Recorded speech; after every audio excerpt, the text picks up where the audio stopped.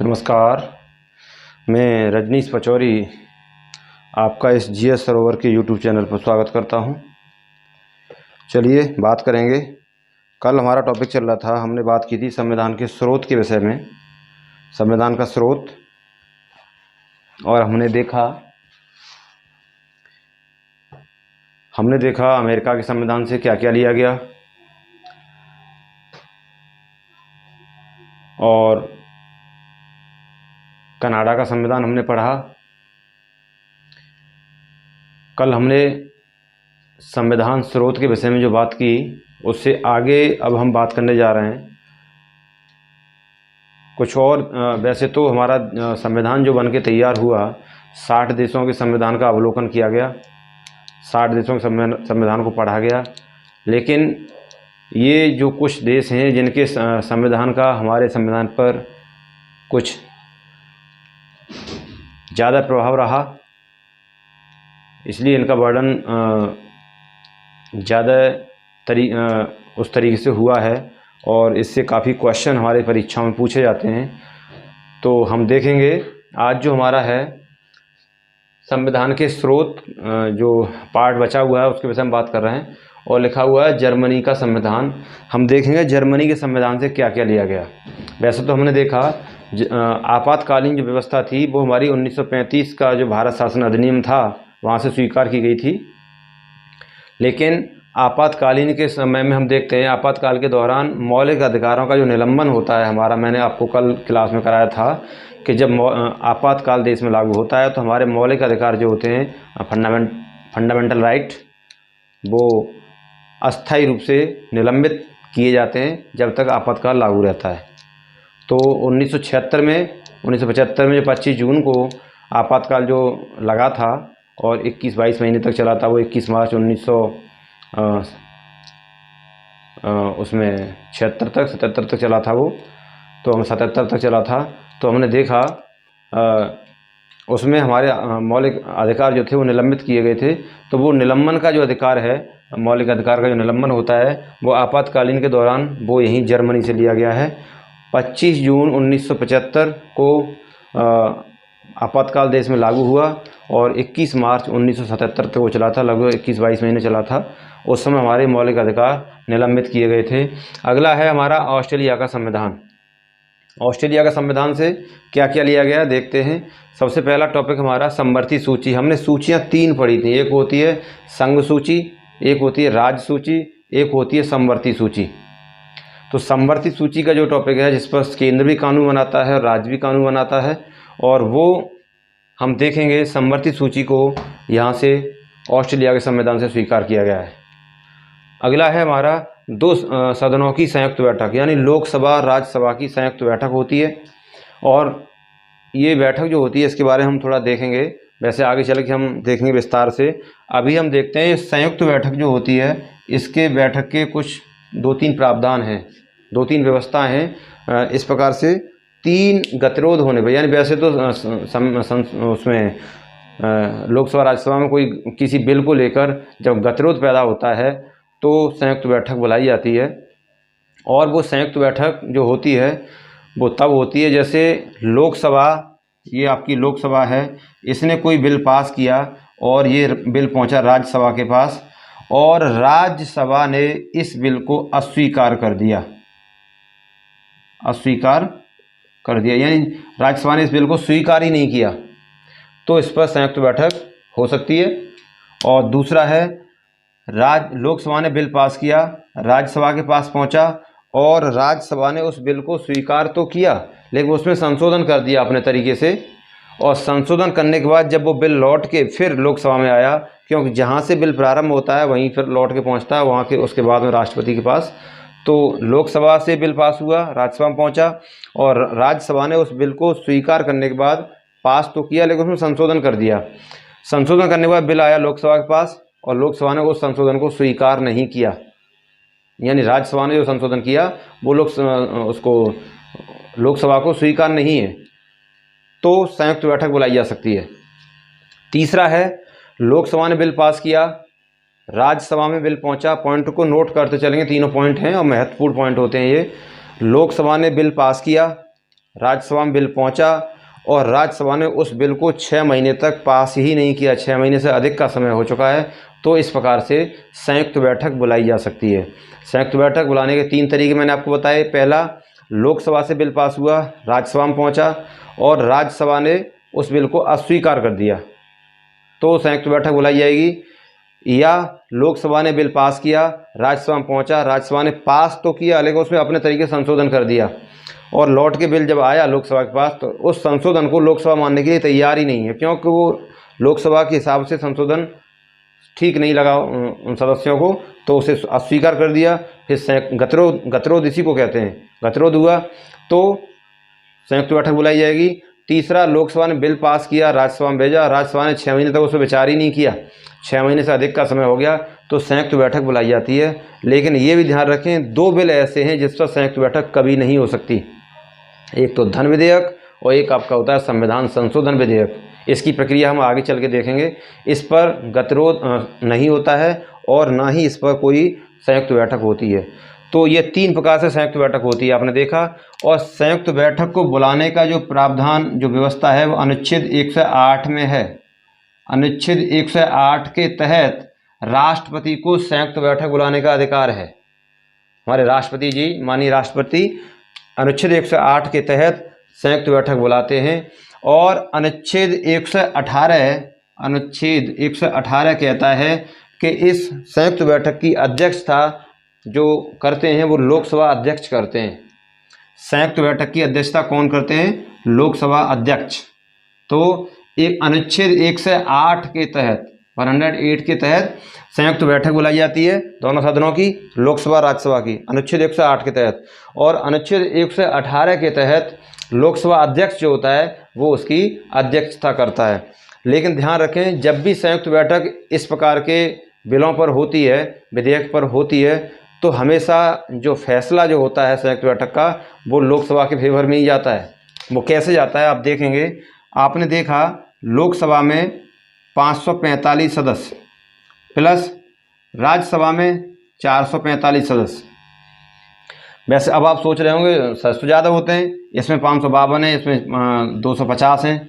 12 सदस्य मनोनीत किए जाते हैं राष्ट्रपति के द्वारा इसमें, तो वैसे 238 होते हैं, तो ये 245 हैं और ये 545 हैं। इन दोनों को जोड़ देंगे तो आपका बैठता है 790।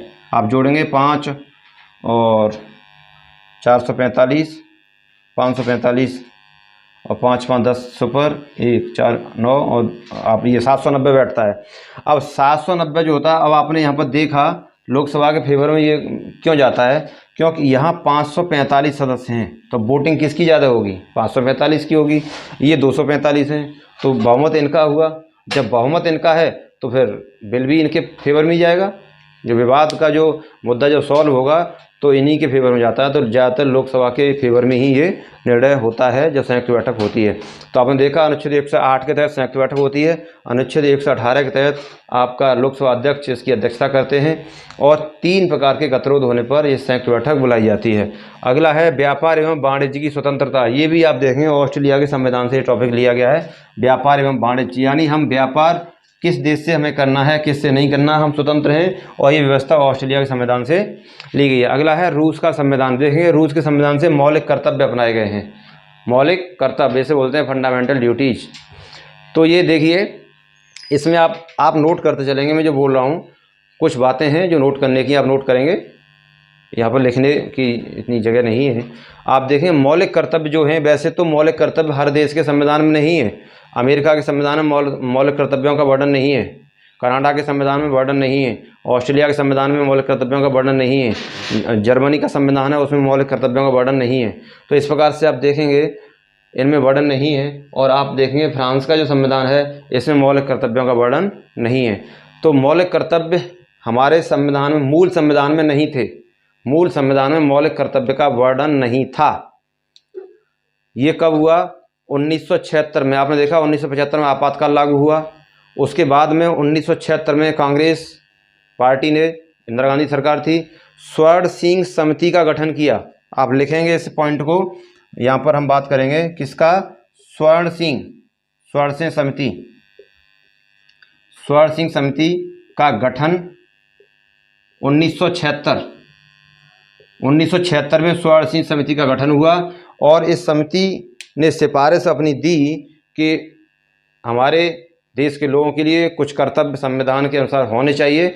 वो इस समिति ने 8 मौलिक कर्तव्यों को जोड़ने की बात कही कि संविधान में 8 मौलिक कर्तव्य जोड़े जा सकते हैं, लेकिन कांग्रेस पार्टी ने इनकी कुछ विचारों को, इनकी जो सिफारिश थी, कुछ मान लिए कुछ नहीं माने और उसी समय 1976 में किया 42वां संविधान संशोधन। 42वां संविधान संशोधन किया कब? 1976।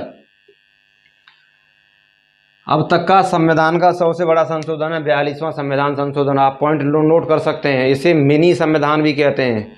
क्वेश्चन कई बार परीक्षा में पूछा गया है कि मिनी संविधान किसे कहते हैं। 42वें संविधान संशोधन को मिनी संविधान कहा जाता है, कई बार क्वेश्चन आया है। तो ये 42वां संविधान संशोधन 1976 में किया और इसके द्वारा 10 मौलिक कर्तव्य हमारे संविधान में जोड़े गए थे। 10 मौलिक कर्तव्य जोड़े गए थे। मूल संविधान में केवल मौलिक फंडामेंटल राइट थे, फंडामेंटल ड्यूटीज का वर्णन नहीं था। तो ये यहाँ आके जोड़े गए 42वां संविधान संशोधन 42वां संविधान संशोधन 1976 में 10 जोड़े गए थे। स्वर्ण सिंह समिति जो थी, इन्होंने 8 मौलिक कर्तव्यों को जोड़ने का सुझाव दिया था। लेकिन इस समय आप देखेंगे संविधान में हमारे में 11 मौलिक कर्तव्य हैं, हमारे 11 मौलिक कर्तव्य। तो अब आप सोचेंगे एक कहाँ से आया? तो एक आया था आपका, देखेंगे आपका था 86वां संविधान संशोधन। 86वां आप संविधान संशोधन था कब? 2002। 86वां संविधान संशोधन 2002 में हुआ। नोट करेंगे इस चीज़ को। 42वें संविधान संशोधन 1976 द्वारा 10 मौलिक कर्तव्य जोड़े गए थे और स्वर्ण सिंह समिति ने 8 मौलिक कर्तव्यों को जोड़ने की सिफारिश की थी। 10 जोड़े गए थे 42वें संविधान संशोधन 1976 द्वारा और 86वां संविधान संशोधन 2002 में हुआ था। इसके द्वारा एक मौलिक कर्तव्य और जोड़ा गया था, तो टोटल 11 हो गए थे। और वो एक कौन सा था? वो एक ये था, लिखेंगे 6 से 14 साल तक के बच्चों को शिक्षा के अवसर उपलब्ध कराना।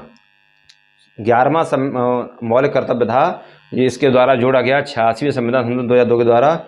6 से 14 साल तक के बच्चों को शिक्षा के अवसर उपलब्ध कराना और उनकी देखरेख करना, ये 11वां मौलिक कर्तव्य हमारा 86वें संविधान संशोधन 2002 के द्वारा जोड़ा गया। नोट करते चलेंगे। अब हम आगे बात करेंगे, ये मौलिक कर्तव्यों की हमने बात की स्वर्ण सिंह समिति की सिफारिश पर, ये आप इसे नोट करेंगे, इससे क्वेश्चन बहुत बनते हैं। और मिनी संविधान किसे कहते हैं? 42वां संविधान संशोधन ही, क्योंकि सबसे ज़्यादा प्रावधान इसी में, सबसे ज़्यादा संशोधन किए गए थे, इसमें बहुत बदलाव किया गया था। अगला है फ्रांस का संविधान। गणतंत्र, हम गणतंत्र दिवस मनाते हैं और इस शब्द कहाँ से लिया गया? फ्रांस से। स्वतंत्रता शब्द लिया गया। समानता, हम देखते हैं 14-15 अनुच्छेद जो 16 समानता का एवं भाईचारे की भावना, ये सब ये जो व्यवस्थाएं हैं ये फ्रांस के संविधान से ली गई। अगला है दक्षिण अफ्रीका का संविधान। आप इसमें देखेंगे संविधान संशोधन की प्रक्रिया, संविधान संशोधन की प्रक्रिया जो है वो आर्टिकल 368 के तहत है, यानी 368 के तहत संविधान में संशोधन किया जा सकता है। ये हम दक्षिण अफ्रीका से प्राप्त किया हमने। राज्यसभा सदस्यों का चुनाव, राज्यसभा सदस्य जो होते हैं इनका चुनाव। अब देखिए, लोकसभा सदस्य के लिए मैंने आपको बताया पिछली क्लास में, लोकसभा सदस्य के लिए यानी एमपी जो होता है मेंबर ऑफ पार्लियामेंट, और एमएलए होता है मेंबर ऑफ लेजिस्लेटिव असेंबली, यानी विधानसभा का सदस्य। इसके लिए हम वोट डालते हैं, जनता प्रत्यक्ष रूप से वोट डालती है, उसे आप डायरेक्ट इलेक्शन कहते हैं। दैट्स कॉल्ड डायरेक्ट इलेक्शन, जिसे आप प्रत्यक्ष चुनाव कहते हैं। और राष्ट्रपति, उपराष्ट्रपति या राज्यसभा के सदस्य होते हैं, इसे आप अप्रत्यक्ष चुनाव कहते हैं, इसमें जनता वोट नहीं डालती है। ऐसे ही विधान परिषद होती है राज्यों में, कम बैठ के द्वारा मैंने आपको विधान परिषद के बारे में बताया, 6 राज्यों में है। वहाँ विधान परिषद का जो चुनाव होता है सदस्यों का, वो भी जनता उसमें वोट नहीं डालती है। तो जिसमें जनता वोट नहीं डालती है उसे अप्रत्यक्ष चुनाव कहते हैं। तो राज्यसभा का जो चुनाव होता है वो हमारे विधानसभा के जो सदस्य जो हमारे द्वारा चुने हुए होते हैं, जिसके लिए हम वोट डालते हैं विधानसभा के सदस्यों के लिए, वही लोग राज्यसभा के सदस्यों का चुनाव के लिए वोट डालते हैं। तो ये अप्रत्यक्ष चुनाव क्या होता है? जिसमें जनता वोट नहीं डालती है। तो ऐसे होता है राज्यसभा के सदस्यों का चुनाव। आगे है विधि द्वारा स्थापित प्रक्रिया। हमने कल देखा विधि द्वारा स्थापित प्रक्रिया, कल हमने देखी थी, और एक थी यथोचित विधि प्रक्रिया। तो उसमें हमने कल क्या बताया था? यथोचित विधि प्रक्रिया और विधि द्वारा स्थापित प्रक्रिया, यानी सुप्रीम कोर्ट का ये अधिकार है कि वो रिव्यू कर सकती है इस पर जो कानून बने हैं संसद द्वारा जो बनाए गए हैं। तो यथोचित में हमने क्या बताया था, वो प्रोसेस देखती है और मंशा भी देखती है। पहले तो ये देखेगी लोकसभा से बिल पास हुआ, बोला हुआ, राज्यसभा से हुआ, बोला ठीक है, राष्ट्रपति जी के साइन हुए, बोला ठीक है हुए, वो भी ठीक है, प्रक्रिया ठीक क्रम से चली आ रही है। लेकिन उसके बाद में उस बिल की मंशा क्या है, जो कानून बन गया, अब एक्ट बन गया, तो उसकी मंशा क्या है, वो जो पास हुआ उसकी मंशा क्या है, उसकी धारणा क्या है, ये तो है यथोचित विधि प्रक्रिया। और विधि द्वारा स्थापित प्रक्रिया, इसमें केवल प्रक्रिया चेक की जाती है। लोकसभा से बिल पास हुआ, बोला ठीक है, राज्यसभा से हुआ, बोला वो भी ठीक है, अब राष्ट्रपति साइन हो गए, बोला ठीक है, तो ये कानून बन गया। अब वो कानून ठीक है या गलत है देश के लिए, वो उससे कोई मतलब नहीं है, तो वो ये चीज़ है। तो हमने क्या देखा, हमने देखा कि इन देशों के संविधान को पढ़कर और ये कुछ शब्द वहाँ से उठाकर हमारे संविधान में जोड़े गए, और ये इस प्रकार से हम इन्हें कहते हैं संविधान के स्रोत। यानी यहाँ से वैसे तो 60 देशों का संविधान पढ़ा गया, और 60 देशों के संविधान को पढ़कर हमने क्या किया, हमारे संविधान में ये चीज़ें जोड़ी गई। लेकिन अब आप देखेंगे संविधान कुछ अच्छे तत्व यहाँ से प्राप्त किए गए, बाकी आप देखेंगे बाकी क्या था, बाकी तो अपने स्तर से इसमें कुछ कानून बनाए गए थे। तो ये था संविधान के स्रोत के विषय में हमने बात की, और अब संविधान के स्रोत के विषय में हम बात कर चुके हैं। अब हम आगे अगला टॉपिक प्रारंभ करेंगे, वो उसके लिए कल हम बात करेंगे क्या टॉपिक होगा। लेकिन संविधान को आप समझते चलें, रटना नहीं है, केवल समझना है, और समझेंगे तो कभी भूलेंगे नहीं। समझने वाली जो चीज़ होती है उसे हम कभी भूलते नहीं हैं। तो अब और एक आप लोगों से बस यही गुजारिश है सभी से कि आप मेरी वीडियो को देख रहे हैं, तो यदि आपको लगता है कि मेरे मतलब का वीडियो नहीं है, तो ये उन बच्चों तक ज़रूर पहुंचाएं जो फीस देकर पढ़ रहे हैं और उनके फीस देने की स्थिति नहीं है, उन तक ये मेरा वीडियो ज़रूर पहुँचे। गांव जो बच्चे कुछ ऐसे हैं जो गांव के दूर दराज के होते हैं, वो शहर में नहीं पहुंच पाते, या पढ़ने में होशियार हैं लेकिन वो जो अपनी मन मार के रह जाते हैं, आर्थिक तंगी, इकोनॉमिक कंडीशन जो होती है फैमिली की, वो डाउन होती है, तो इस वजह से वो पढ़ाई नहीं कर पाते। तो मैं सोचता हूँ कि ये घर तक, उनके गांव तक, उनके मोबाइल तक ये वीडियो पहुँचे और वो देखें, और फ्री में जो चीज़ आपको फीस देकर पढ़ने को मिल रही है और दूर जाकर मिलती है या किसी माध्यम से मिलती है, मैं आपको वही चीज़ बिल्कुल फ्री में उपलब्ध कराना चाह रहा हूँ। और अभी कुछ दिन में, अभी कुछ समय में, अभी मैं इसके लिए एक टेस्ट सीरीज और चालू करूँगा, टेस्ट भी इसी के आधार पर चलेगा। तो सब तक ये वीडियो पहुँचे, सबका भला हो, आप भी खुश रहिए, मुस्कुराते रहिए, और वीडियो को देखते रहिए, शेयर करते रहिए, लाइक करते रहिए।